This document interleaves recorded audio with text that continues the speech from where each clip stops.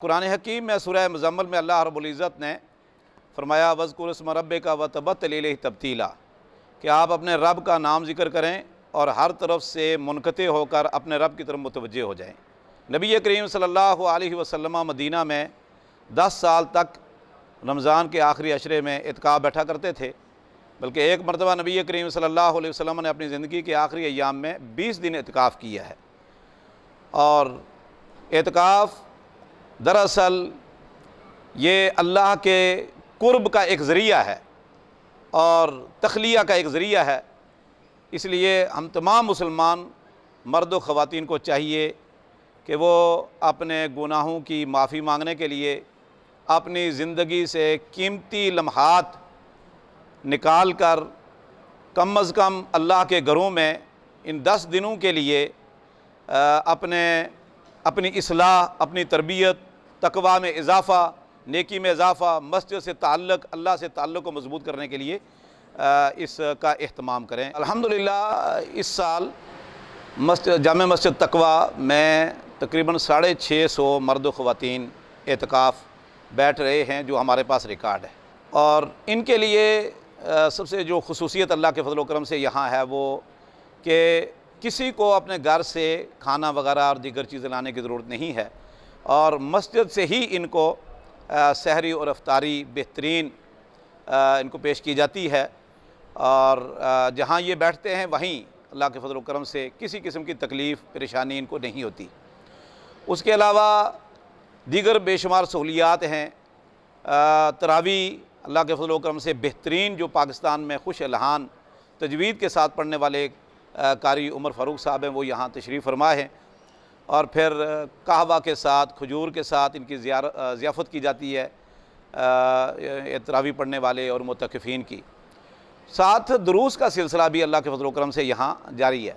हम चाहते हैं कि जो लोग आ चुके हैं, आम साल में वक्त नहीं मिलता दीन के लिए, दीन को समझने के लिए, हुकूकुल्लाह हुकूकुल इबाद को समझने के लिए, तो उसका ख़ास तौर पर यहाँ एहतमाम किया जाता है। मिसाल के तौर पर सुबह नमाज फ़जर के बाद कुरान करीम की तजवीद सिखाई जाती है, दुआएं सिखाई जाती हैं। उसके बाद इशराक है, इशराक का वक्त दिया जाता है, और उसके बाद फिर आराम का वक्त दे दिया जाता है।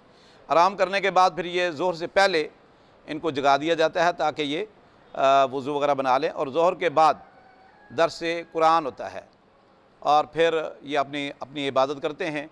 नमाज असर के बाद दर्स हदीस होता है और सवाल जवाब की नशिस्त होती है, जिसके अपने को ज़रूरी सवाल हैं हलाल व हराम के कारोबार के मतलब, वरासत और इसी तरह दीगर मामलात में लोग अपने सवाल जो उनके ज़हन में होते हैं वो सवाल पेश करते हैं। तो अल्हम्दुलिल्लाह किताब व सुन्नत की रोशनी में मुख्तलिफ़ उलमाए कराम, मुफ्तियान हज़रात सवालों के जवाब देते हैं। इसी तरह अफ्तारी के बाद उनको फिर वक्त दिया जाता है अपने मामलात निपटा लें। तरावी के बाद ख़लासा बयान किया जाता है, जो कारी साहब कुरान करीम पढ़ते हैं उसका ख़लासा होता है। और फिर रात को 12 बजे फिर एक इस्लाही दर्स होता है, और उससे पहले भी ये अपनी इबादत के लिए फ़ारिग होते हैं, और उसके बाद भी फिर इनको फ़रागत के लिए वक्त दे दिया जाता है। और अल्हम्दुलिल्लाह बड़े एक बाअदब तरीके से यहाँ अमला जो है वो लोगों के साथ पेश आता है, उनकी खिदमत के लिए, उनकी ज़ियाफ़त के लिए। और हम गुज़श्ता सालों से देख रहे हैं अल्लाह के फ़ज़ल व करम से, जब ये लोग यहाँ से गए हैं तो किसी को अल्लाह के फ़ज़ल व करम से शिकवा नहीं था, और सब इस प्रोग्राम की तारीफ़ ही कर रहे थे। तो इसके अलावा भी अल्हम्दुलिल्लाह अल्लाह के फ़ज़ल व करम से इनकी इस्लाह और तरबियत के लिए काफ़ी बड़ा उलमा इकराम और दीगर अमला यहाँ मातन गोश मौजूद रहता है। लेकिन चूँकि एतकाफ़ ये एक अपने रब के साथ एक ख़ास ताल्लुक़ का एक ज़रिया है, और ये तन्हाई और तख़लिया का एक ज़रिया है। इसका एक बहुत बड़े फ़ायदे हैं। मस्जिद से ताल्लुक़ मज़बूत होता है, बाजमात नमाज़ पढ़ने की आदत पड़ती है, ज़िक्र अज़कार की आदत पड़ती है, कसरत से दुरूद पढ़ने की आदत पड़ती है, और इसी तरह इस्लाह नफ्स का बड़ा ही मौका मिलता है।